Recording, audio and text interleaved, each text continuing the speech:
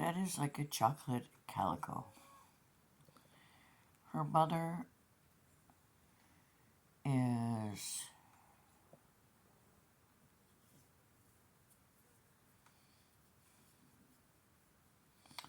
Precious. She's one of my cats. Oh, she's Maine Coon. This little one is sweet as can be.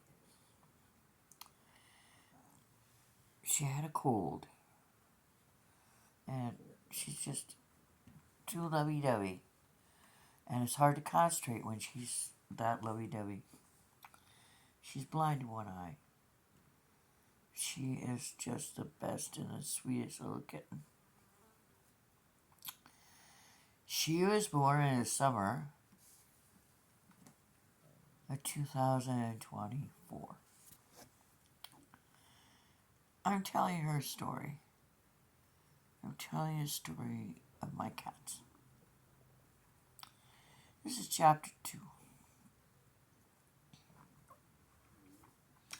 We'll call the mother and father of this little girl, not this sweet little girl, but the baby that was left abandoned in the doorway of the orphanage in Waterloo, Iowa. We're going to call them Sam and Ellie. Sam and Ellie were beside themselves with joy. A brand new baby left like a bag of groceries in a doorway of an orphanage. They were sure they weren't lucky enough. Everything had been against them. They wanted with all their heart to be a mom and dad. And they tried and tried and tried to no avail. Ellie had rheumatic fever when she was young.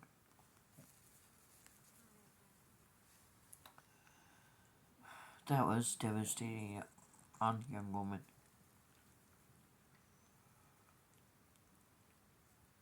And then she worked for years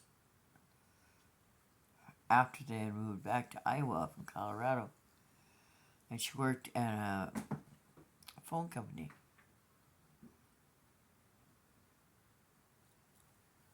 So in her older age, her hearing was awful. And it makes me worry about all the young that drive around with their tunes blaring out the car so it makes the car gyrate as it goes down the road. Goes through our parking lot. Bum, bum, bum, bum, bum. All that crap is noise pollution that will make those young people deaf before they hit 60. And then their children will be yelling at them because they were too dense to understand that whatever crap you put out will come back to you.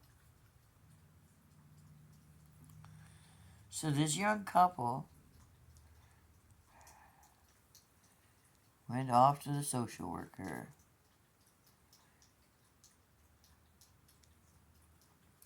The baby's new mama fell in instant love with that baby. All she had to do was hold the baby. With tears in her eyes, she looked at her husband. And he too was in love with that baby girl.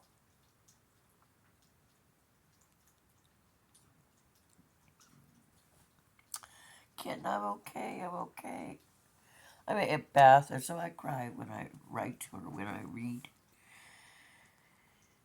So the young woman and the young man became parents of a little girl.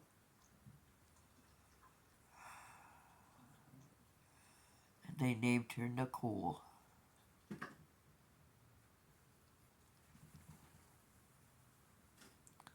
So Nicole's lineage was Amish.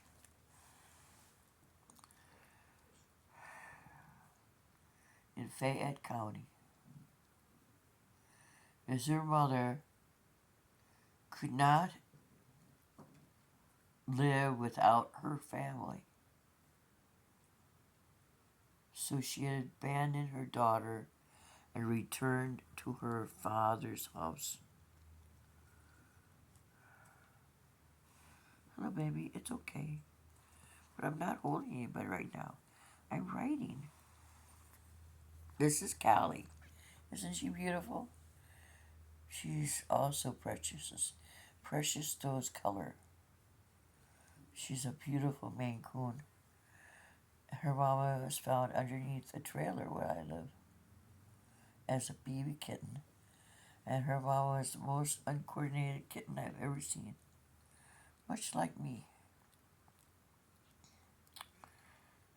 So, Nicole was just a little girl when they loaded up and went to Colorado so that the little family could own and operate her dad, Nicole's father's first business. And much like the Wolf's mother, who worked for her father in the office, Nicole's mom worked with her dad. There is no little family that you would think ever loved each other more than this little family from Iowa transplanted, if you will, to Colorado. After school events might have taken second place to Nicole working with her mom and dad at the laundromat.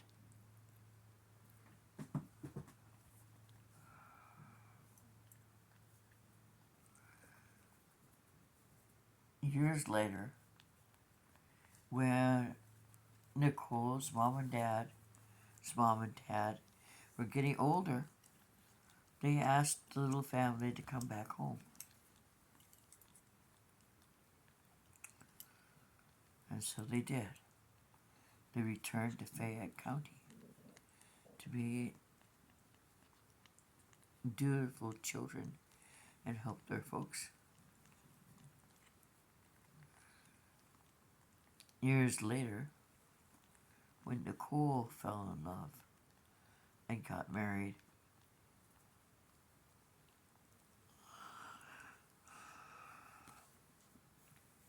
the little family had moved again.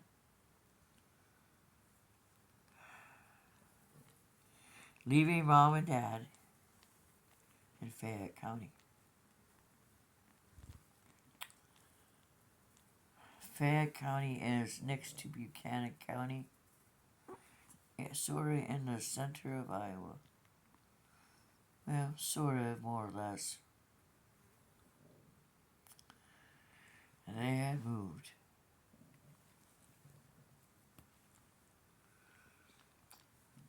Nicole had a son. And years later,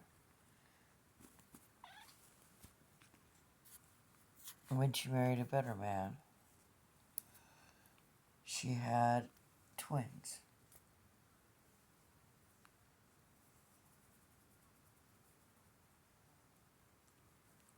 But that's a hard memory, and that's not my memory. So I'm not going to share that memory.